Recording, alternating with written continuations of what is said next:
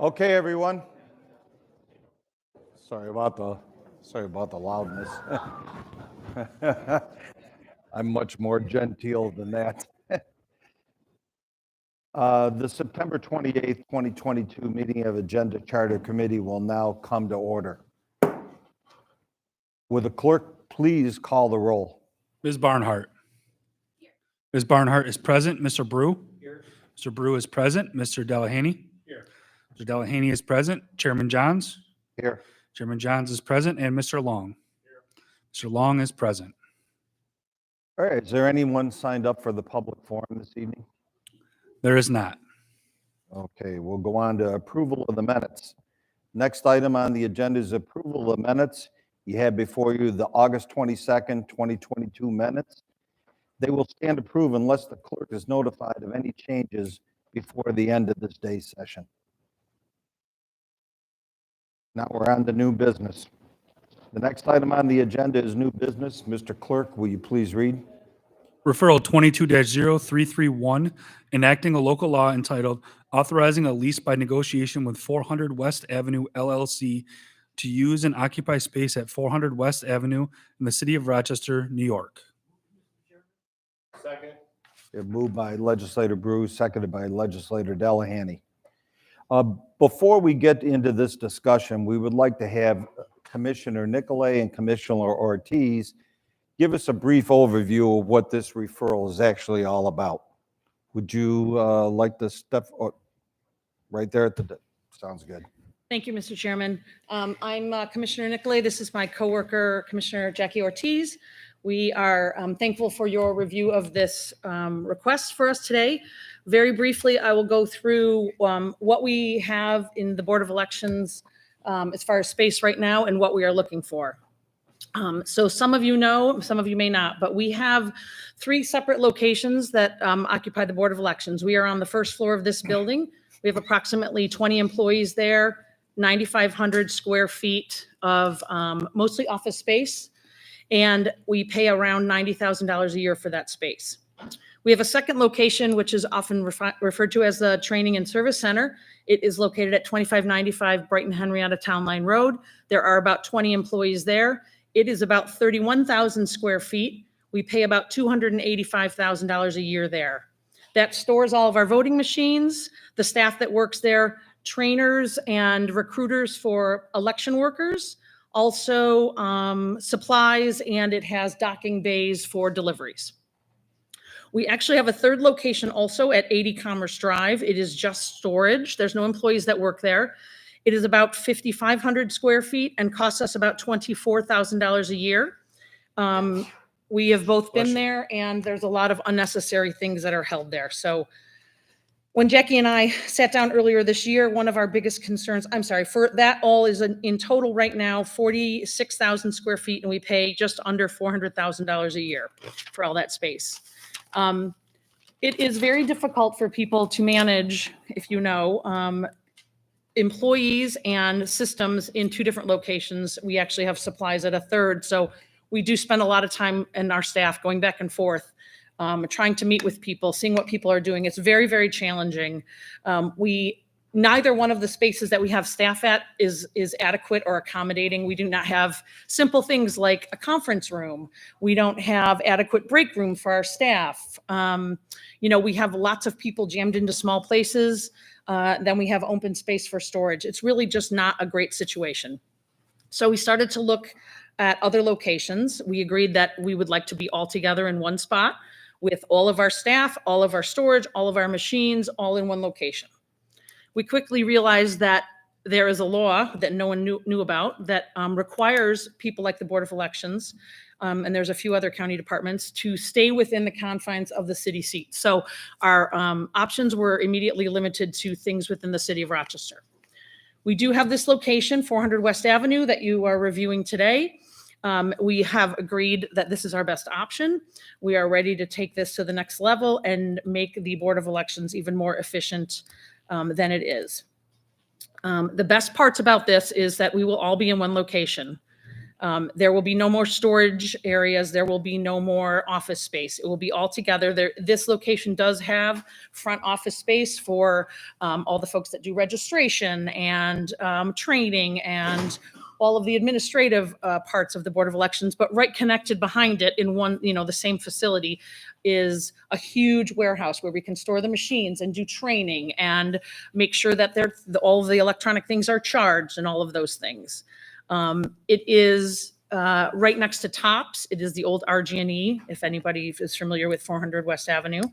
That location will cost us around $51,000 a year. I'm sorry, it's 51,000 square feet, and it will cost us around $487,000 for the year. But it includes everything we need, including a basement with a freight elevator for storage of things that we're required to keep for multiple years, like old ballots and such. I don't think I've forgotten anything. So we just ask for your support of this, and we're looking forward to having a better, new, improved board. Go ahead. Yeah, I'd echo many of the things that Commissioner Nicolay has stated, and I think one of the things that I also believe are extremely important is that one of the mission and vision that we have for the board is one of true access, I would say. And as many years as the Board of Elections has been in this wonderful building, still too many individuals are not familiar where the Board of Elections is. And again, as much as we love the historic nature of this building, unfortunately, it does not meet the current needs, nor do I believe it is as public facing as we truly believe a county board of elections should be. So this particular new location is accessible in more ways than one: walking, bus line, ample parking for the public, which we truly do believe is extremely important when trying to support all voters in Monroe County. And having that public facing, we do believe will provide new opportunities for voters to visit with us. The facility in and of itself is also wonderfully laid out with an opportunity for educational opportunities with a theater inside of it for training opportunities and educational seminars. And so realizing the vision that we have at the board to, again, be truly open, accessible, and an educating force within this community is something that we are looking forward to. We'd be happy to answer any questions, Mr. Chairman. Well, thank you, Commissioner Ortiz and Commissioner Nicolay, for thoroughly vetting it. Is there a question to Sure. Legislator Delahanty? Through the chair, thank you for coming to speak with us today and give us an overview. I know it's been a long process and you guys have been working on it for a while. I guess one of the things that I think myself and the other legislators would be curious about. Legislator Delahanty, can you just use the mic, please? Yeah, I'm sorry. One of the things that I'm thinking about, or the other legislators would be curious about, is I'm somewhat familiar with this building. I know it's the RG&E building down on West Avenue, and wondering what type of building it is and if there will be a build out required by the county, or if there'll be a build out required by the landowner or the landlord for this property.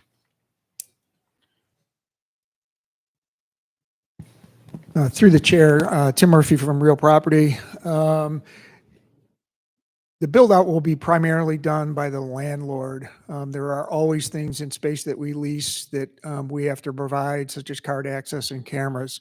But the majority of the space will be built out, to our requirements. We've had numerous meetings, both on site and in the Board of Elections offices, going over what their needs are. It's very important to make sure that we identified the needs of the end user, and they've been fairly accommodating with, what we're going to need and giving it to us. Thank you. Yeah, Legislator Long, go ahead. Yeah, I appreciate the review too. Thank you. Through the chair, I would guess I was wondering and wanted to confirm it. So everyone's going to move to one location. The people who are here in this building, for example, and the two other locations that you said, that correct? Okay. So one spot for employees and equipment. Okay. Legislator Brew. Oh. Legislator Barnhart. Through the chair to the Board of Elections Commissioners. This seems to make a lot of sense. I'm just, there's parking, it seems very accessible. I'm just curious as to the foot traffic that you get here downtown. I know this is on a bus line, but do you think it will be as convenient? And do you even get, foot traffic from perhaps people who don't use cars? So obviously, it depends on the time of year that the flow of traffic, but I would say during our heavy times, I would say we have a steady flow. But from what I can gather, the individuals who come to visit are folks that came here driving.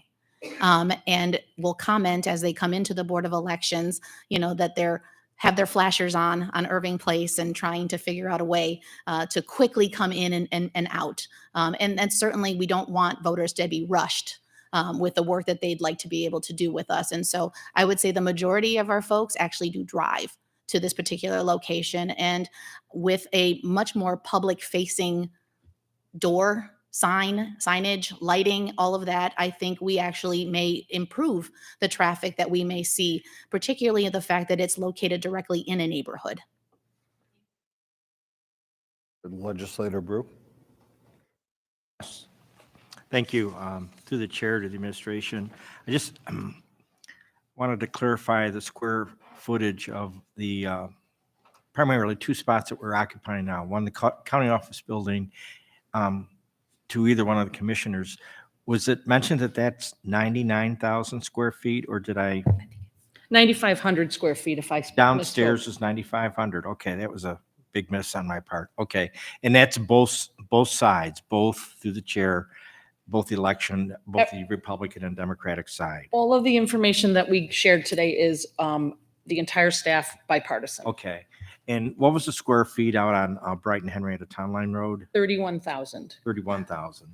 So we're looking at, potentially 31 plus 940. So we're looking at a facility that's at least 10,000 square foot larger than the combination of the two now. Yeah, Correct. and I would just stress that not only is it bigger, it is better space. So we will use it, one, because it's being accommodated our needs in the inside, but it also is space that we have. One room, as an example, is going to be flex space, where we will be able to count absentee ballots or process absentee ballots depending on the task, and if we have seasonals coming in or the public coming in to watch something, where we don't really have that now. All of our space is kind of used. So we're really comfortable that it's better space. Okay, just a couple of more questions, follow-up comments. So I guess in comparison of the two locations, I would think parking would be a huge upside with the 400 West Main Yeah, address, correct? so the parking lot is gated. The staff parking lot is gated, and we will either have a swipe or a code to get in, which makes me more comfortable with the staff that will be there. And, we do work some nights and weekends when there's, less things happening in the neighborhood. There is also a parking lot in the front that is open for the public to come in. And that does have a gate. We have the option to close, but it will be open during business hours. And I know that most of the staff is very excited, especially the staff that has to report here. They're not the highest paid people, and $100 a month for parking is like getting a raise for each of them to get a raise. So it's really, they're happy about it, honestly. Okay. Couple other questions, probably relative to the real estate department. So will the county be responsible for the maintenance of the building, or will that be the responsible of the landlord? Through the chair, all of the maintenance will be the responsibility of the landlord other than janitorial. Okay. And then through the chair to the administration, follow-up question to that. So with the vacated space downstairs, just curious as to, are you aware of what plans the county may have for future occupancy of that space? Through the chair, there's been nothing determined yet. There's an upcoming project for the county office building with regards to HVAC, we may use that space for swing space so that we can increase the expediency of getting the HVAC project done for the entire building. So, but there has been no permanent use for the space determined at this time. Okay, and one more question, if I may, through the chair. So you'd mentioned that the landlord is responsible for some, minor modifications in regard to the space needed, meeting rooms and so forth. So from the time that is completed, I guess, what type of occupancy date are we looking for to move in to the new location? Through the chair, currently, we're looking at a December 1st occupancy, at least for our service center location. They are, currently working on the space already, even though we haven't signed any agreement because we can't. But they're taking the risk to starting to prep the space for us. Okay. Thank you. Okay, thank you, Commissioner Nicolay and Commissioner Ortiz. That was very nice of both of you to come down here and enlighten us. I know all my colleagues, I appreciate you coming down, staying a little late. You may miss some of the traffic. That may be a big plus. But anyway, is there any other discussion? Anybody else want to add anything? Okay, all those in favor, please signify by saying aye. Aye. Any opposed? Item carries. Okay, thank you. Okay, that's the end of tonight's agenda. Are there any other matters to be brought up before the committee? Okay, the business of the committee has been finished. There will be no other matters before this committee of September 28th. The next committee meeting, agenda charter, will be held on Monday, October 24th, 2022 at 5 p.m.